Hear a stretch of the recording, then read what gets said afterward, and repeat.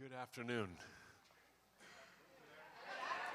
Where I'm from, you usually reply good afternoon back, but maybe, I don't know. Good afternoon. Good to see you guys. So wonderful to see you. Anybody want a candy? No, I don't think you do. All right. Well, as you have already heard, we have Inspire this week, and we are very excited. And have you ever gotten a photo taken of yourself, and you told yourself, make sure you're smiling when they take the photo, and then you see the photo, and you feel like you're not smiling? Has anybody ever had that experience? How about when somebody records a video of you, and you feel so warm and inviting, you just like, oh, I am portraying warmth. And then you watch the video and you're as cold can be. So that's the problem I have is on the inside, I'm excited, happy, but for some reason it doesn't always show up on the outside. Like right now, I'm like beaming with life. I don't know if it's coming across to you, but I definitely have a level of excitement. Did anybody resonate with me on that? Yes, okay. So I want you to know that I am very excited about Inspire. It is something that we've been planning for a while now. And to be honest with you, I told our team earlier this morning, said the next 7 to 8 days are some really important days for Studio. Not to diminish where we've been, what we've done, and what's led up to this moment, but I know the next 7 to 8 days are really important for who we are and where we are going. That's why we're getting as many people as involved as possible. Before I get into today's talk, I wanted to take a moment and just kind of talk about Inspire itself. I know you've seen the promo, you've been hearing about it, and I know a lot of you are busy, you have schedules, but if there's any way to be a part of any moment of it, I would highly encourage you to, because it is an important part of who we are and where we are going. Now, I'm going to read off some names. Some of them, they're not here in the second gathering. Most of them come to the first gathering. But if I call your name, could you stand? So Candace, can you stand? We have Kylie Onspach. We have Luke Onspach, Talon, Sevi, Matt Patch. I don't know if Matt's in this gathering. And we have Reva. Reva's in the back. She's coming around. Shayna. Then we have her husband, Adam, and then another fine gentleman named Herb. All these people are part of Studio, and they're going to be speaking, doing lab, doing experiences, and doing main sessions. And so we got 2 of them here. Why don't you give it up for them? High five. And then we have our good friend, Erwin McManus, will be here. If you've never heard him communicate or read any of his books, I believe he's one of the most profound communicators of our day. He's become a dear friend of ours. Studio is a result partly because of our relationship, and he's been a big part of it from day one. If you have not been around since he has been here, he actually hasn't been here in 3 years, so it's so fun to have him back. He will be speaking Thursday night and Friday morning, and it's going to be exceptional. I wanted to take a moment. It's so hard to describe one of the things that we're doing in this event. It's called experiences. In fact, we debated if we should call it Inspire Experiences, but we didn't think anybody would come. So we threw the word conference in there with a little effort to get as many people here as possible. But there's something that we're doing in the event called experiences. We're offering 5 different experiences. They will repeat itself, one on Thursday, and the same 5 will repeat itself on Friday. A while ago, I had this thought. I said, what would it have been like to sit down with Michelangelo as he's creating one of his masterpieces? What would it have been like to be in the room as he is processing and watching him go through his creative process in creating what you and I travel all over the world to see today? What would it have been like to ask him questions? What's going on here? What were you thinking here? And why did you do that? And I was having this thought. I said, what if we found a way to do some version of that? So I found 5 people, and all of them, except the exception of one of them, are from the Studio community. One of them from Charlotte is a good friend of mine, and he worked in the creative marketing agency, and he makes some of the most beautiful cars that you will experience. I've seen a couple of them, and they're stunning. He's bringing 2 of them down. Junto's lobby is going to be very cool, by the way. You're not going to want to miss it. But the whole idea was, labs and workshops are more lecture, more teaching, more practical, more pragmatic, and there's a place for that. but we wanted to create experiences where you could sit in a room with an artist, someone that creates something, and to listen and to be a part of their creative process. So you can watch, you can ask questions, they can unpack what they're going through, what's going on. Some of them, they can't necessarily create it on the spot, so they're going to bring some of their personal masterpieces, and they're going to take you through the journey of what it took to create these masterpieces. And what's amazing, I've sat down with each and every one of them. I said, don't just tell us the highlights of the creative process. I want you to give us some of the lowlights of the creative process. I think oftentimes we celebrate masterpieces, we celebrate the result of work, but we often don't celebrate the process. And so my heart is that each and every one of us come to this event to sit in a room and watch people and to listen to their creative process. We have one guy, he's a part of our QDO community, he's a good friend. And if you don't know, there's a sneaker culture, a subculture that's called sneakerheads. And do I have any sneakerheads in here? 1, 2, 3. Okay, there we go. That's all we need. We just need 3. But there's a sneakerhead culture, and it's a subculture. And one of the guys created the top 3 shoe in 2023. And he's going to be unpacking his whole entire creative process. Top 3 shoe in the world. There's a lot of shoes out there if you didn't know that. So this is incredible. He's going to come in, he's going to unpack his creative process. We have Kylie Ansbach, who is a ceramic artist. She was up here a couple weeks ago throwing pottery during the first session of our Create series. She's going to be taking you into she's going to be throwing clay and doing this whole pottery experience for you to get immersed in the creative process of what's going on as she's shaping and forming wet dirt. And then we're going to have another guy who got the cars. He's bringing 2 of his iconic cars down, and he's going to walk you through the process of what it takes to restore a 1956 Cadillac and a 1927 Roadster. I mean, we're talking some really exceptional things. And then we have Matt Patch, who's our very own. Matt, if you don't know Matt is a coffee guru. And in the wine world, we have what's called sommeliers. And you have to go through a certification process to get a sommelier certification. Well, in the coffee world, it's called Q Grader. There's only 7,000 people on the entire planet that have this certification, and Matt has one. And so Matt's going to immerse you into the world of coffee and what it takes for his creative process to create some of the world's best coffee. So we've got 5 of these really unique experiences, and I want to encourage you, if you haven't thought about coming, maybe that tips you over the point. We got people doing PTO, time off, vacation, just to be a part of this. And so that's coming up. But again, there are some ways to help volunteering. If you want to pop into this event, we would love to have you. But if you're not able to make it, don't worry. You can do something. Pray for all of us, because we're going to need it. We're going to need prayer and support, and we're excited to put a flag in the ground and to continue this conversation around creativity. So if you're not able to be there, how many will just join with us and support us in prayer and cheer us on? 3 of you. I hope the rest, come on now. All right. Thank you, Michelle. I appreciate it. All right. Are you guys ready to jump into part 3? Yes. How many are ready for part 3? All right, let's do it. Part 3 of the Create series. Beauty is what created the world, and beauty is what can save the world. In 1989, there was a peaceful, nonviolent uprising in Czechoslovakia called the Velvet Revolution, which led to the fall of the communist government and the transition to democracy. It was part of the broader wave of anti-communist movements in Eastern Europe at the end of the Cold War. The Velvet Revolution was led by Václav Havel. He was a Czech playwright, a dissident, and an eventual politician. He is remembered as a champion of human rights, democracy, and artistic freedom.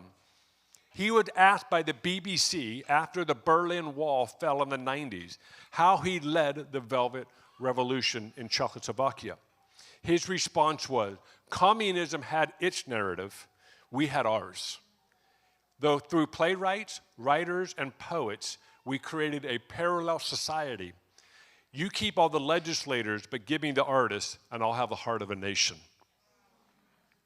You see, culture is shaped by someone or something. What I want you to understand is that someone is shaping culture right now. The question, who is shaping culture?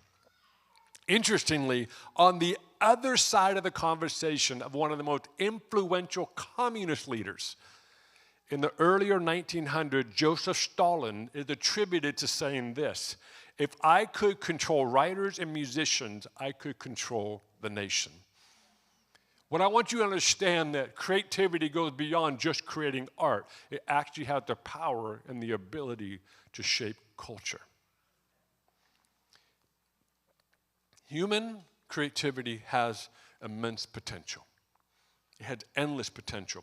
I have a deep interest in how the act of creating can change the world, society, and culture. In fact, I'm personally at a point in my life where I feel like I'm starting to put all my chips in the middle of the table and staking it on this idea. I believe creating and culture is the future of the church. And it's something I'm willing to put all my chips in the middle of the table. What I want you to understand is someone is shaping and creating culture.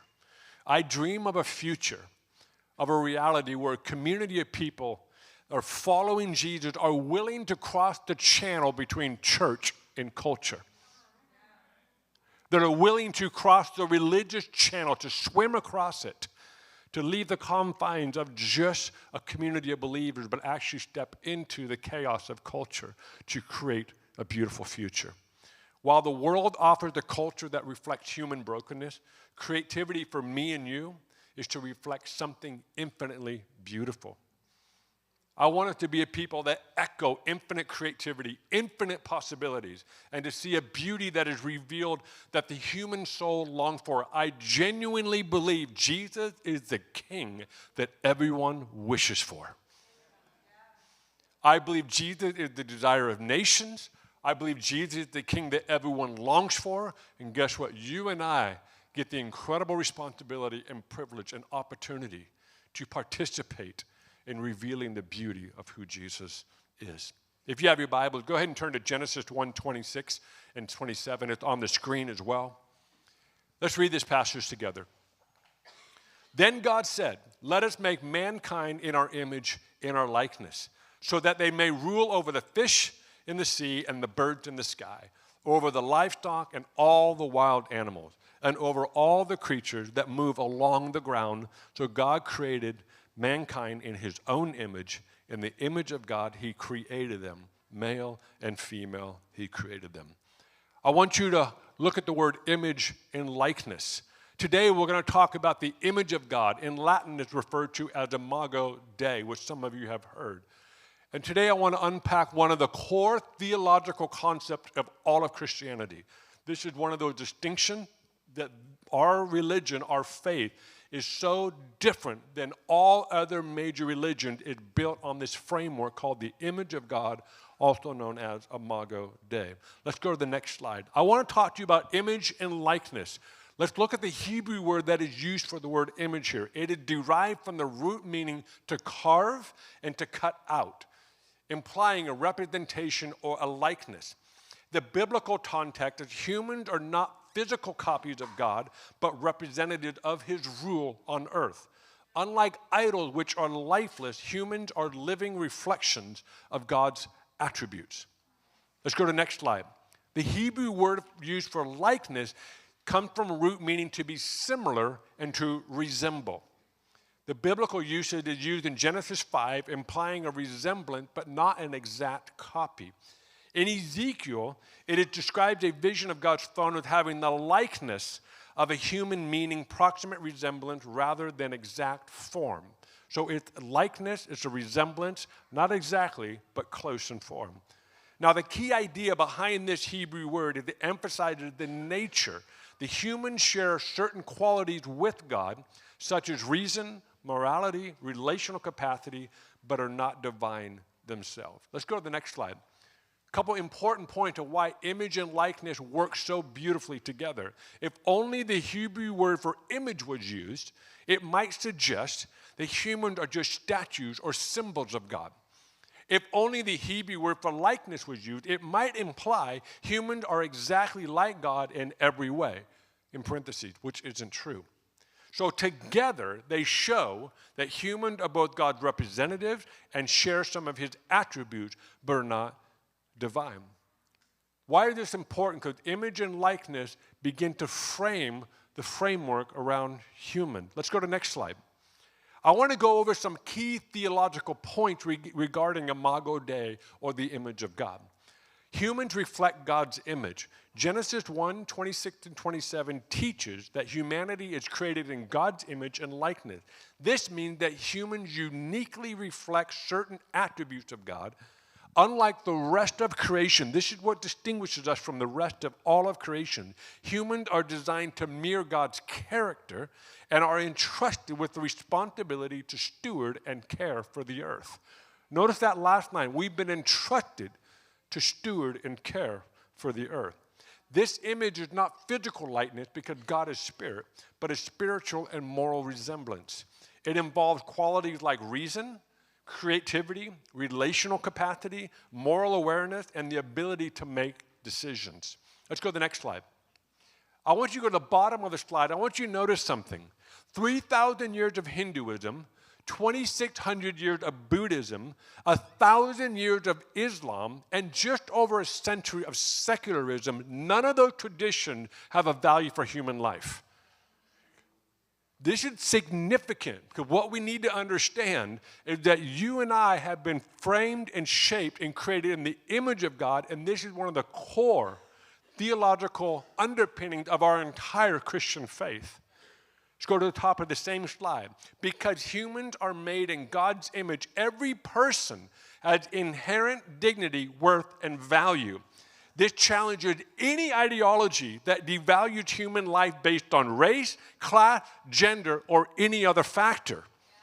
Imago Dei asserts that every human is created with purpose and significance, not as an accident of nature, but as unique creation with the capacity to engage in meaningful relationship with God and others. Let's stop right here.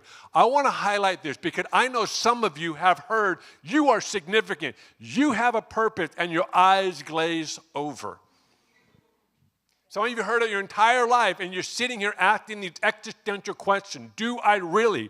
Here's the deal. Any messaging, any narrative that works against that you have a purpose is a narrative that is not from Him. The entire underpinning of our Christian faith is based around this framework. We are made in the image and likeness of God. Therefore, we have purpose. We are significant. We have a future that is better than the present and the past. This is the entire framework. So if you're here today and you're wrestling if you're significant, guess what? You have a narrative that needs to be replaced with the image of God. Imago Dei. You've been made in the image and the likeness of your Creator. Now, First Gathering had a little better response than that, but I'll let you slide. I understand it's afternoon now. I understand we're getting into the certain space in the day.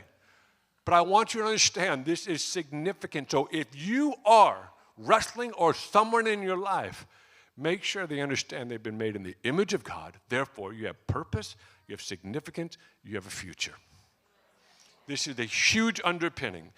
Christianity is one of the major, there's many distinctions, but this is one of the major distinctions that is very different than pretty much every major world religion, is that you are valuable. You have dignity, you have purpose, and you are significant. Let's go to the next slide. The role of artists and creators. Given that humanity is created in God's image, humans share in God's creative nature. Artists, musicians, writers, and creators. Stop right there. I love the word creators, because one of the things we've been attempting to do for the last 3 years, but specifically the last 3 weeks in this series, is to expand our understanding and definition of creativity. Because I know all of us to some degree, some of us, oh, I'm not an artist, I don't write songs, I don't paint, I don't do these artistic expressions. Guess what? But you are a creator.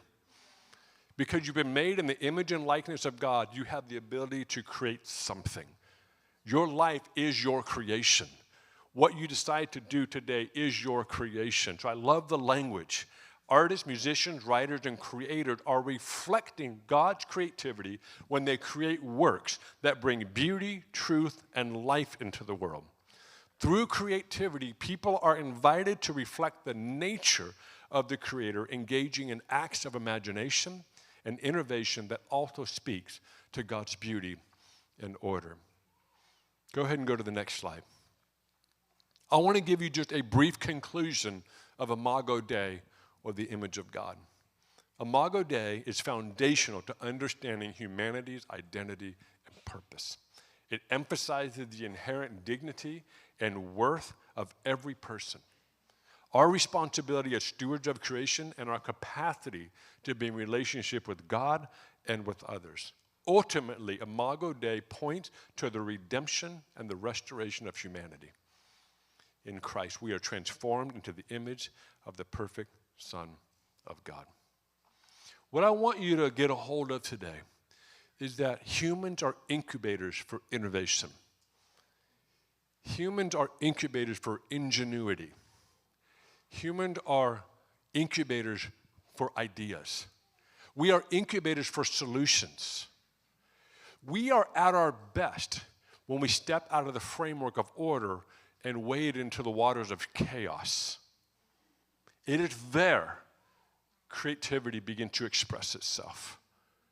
It is in that space where we step out of order and we move into spaces of chaos and confusion. You were designed to move into spaces of confusion and chaos. I'm not talking about internal chaos and confusion. That's another topic. I'm talking about the world we live in. You move into the chaos and confusion of the world and culture that we live within. We were designed to step in and be in proximity. Have you ever noticed you don't get ideas for problems until you rub shoulders with it? A lot of us are trying to solve something we're not in proximity to. It's so much easier to stay in a safe space and go, well, I think that's what happened. Everything changes the moment you step into the chaos, into the confusion, into the brokenness. It is there, the imagination, the image of God, the likeness, the ability to create and bring life into that situation gets ignited when you're in proximity to darkness. I find it interesting that God hovered over the darkness and void and emptiness. It was there, he thought, let there be light. It wasn't until he got in proximity to what there wasn't. See, you and I are attracted to what there isn't. Our best versions come out when something's missing, something's lacking, something's broken. And the challenge we have, there's such a push in Christianity today to separate yourself from the world. I'm on the other side saying, no, we cannot vacate culture and society. We've been vacating it for decades, and we're paying the price for it. We're paying the price for vacating spaces and places that are actually designed for people to sit in, to bring beauty, to bring life, to bring hope and truth in this world. This isn't about a control situation, a manipulation situation. This is about us stepping into the darkness, the confusion, and the emptiness and saying, let there be hope. Let there be light. Let there be life. Let there be reconciliation. One of the most interesting books came out in the 70s. Some of you weren't even alive then. I was born in that decade. 76, let's go. There's a book came out called The Late Great Planet Earth. Some of you may have read it. It ended up being one of the really culture-shaping books within the Christian framework. And the idea of this book was based around this idea of, we're getting out of here, we're going to heaven, let's just wait for Jesus to come back. Did you know there's not one commandment or instruction in all of Scripture that says, go to heaven? There's not one. Now that may be our eventual destination, but there's no command to do it. The only command is bring heaven to earth. So while we have a book that shaped an entire generation, let's just wait till he comes. I hope he comes. I can't wait till he comes. But my dad reminds us, he says this, for you to want to go to heaven, for Jesus to return, it's to send billions of people to hell. Church, we have a lot more work to do until then. So instead of waiting, let's get going. There is a future. If you're trying to figure out where do I create, step outside of order. Step outside of where everything is healthy. And you'll find brokenness just like that.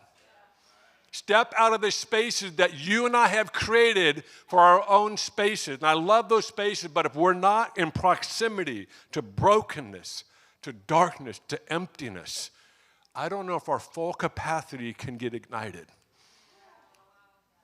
Because it took God to step into darkness to create his masterpiece. And that was everything in existence, and we only know it as the universe. Guess what? You have to step into darkness to tap into your potential. You have to step into confusion to realize who God has made you to be. You create art. You create economies. You create businesses. You create homes. You create gardens. You create songs. You just simply create because you're human. You're made in his image and his likeness. You have value and dignity. This is who you are. Time is a canvas for a future to be created that is regenerative, that is renewing, that's restoring, that's reconciling. We may not be able to bring something into existence as God did with creation, but we have this amazing ability to turn hate into love. We have this amazing ability to be in a dysfunctional relationship for years.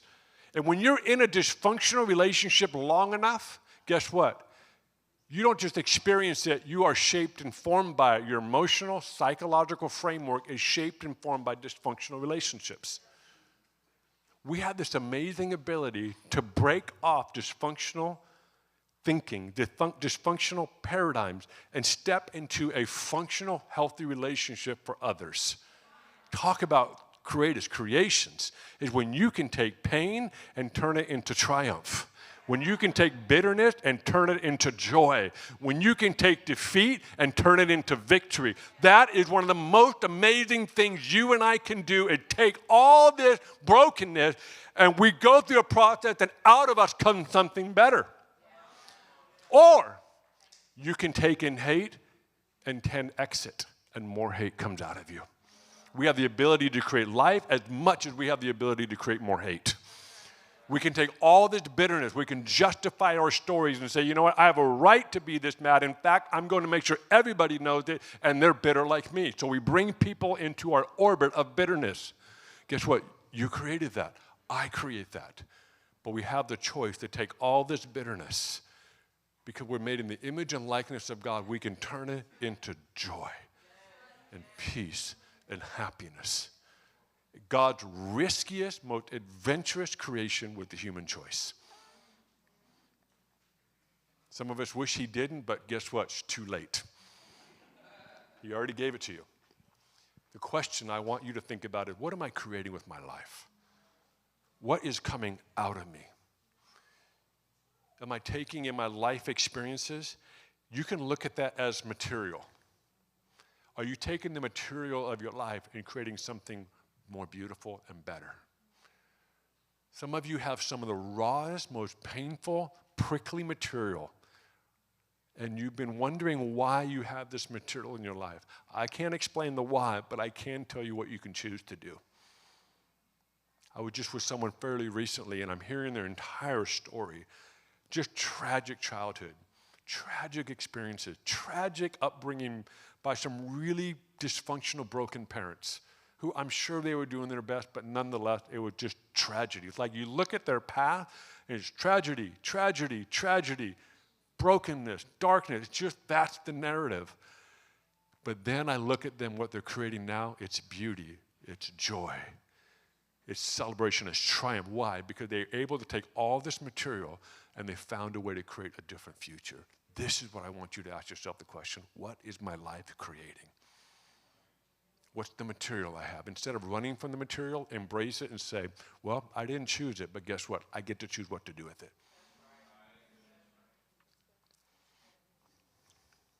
Humans are designed to take the material in the seen dimensions and the unseen dimension and turn it into beauty, to innovate, to introduce something better to this world. Let's go to the next slide. Artists in the last century have been functioning in society to reveal brokenness in this century, can they lead the way toward reconnection, reconciliation, and reintegration? Let's go to the next slide. We will look at a new model for leadership at border care, building bridges and serving as messengers or ambassadors to separated groups, trying to find a way to the common good. We will look at language care, finding trade languages and the generative grammar to diffuse the culture wars. And we will look at the various means of stewardship of the wider ecosystem of our culture, including the cultivation of artists and business leaders who can be custodians of culture. There's a book called Culture Care. It's a great book. Why don't you stand?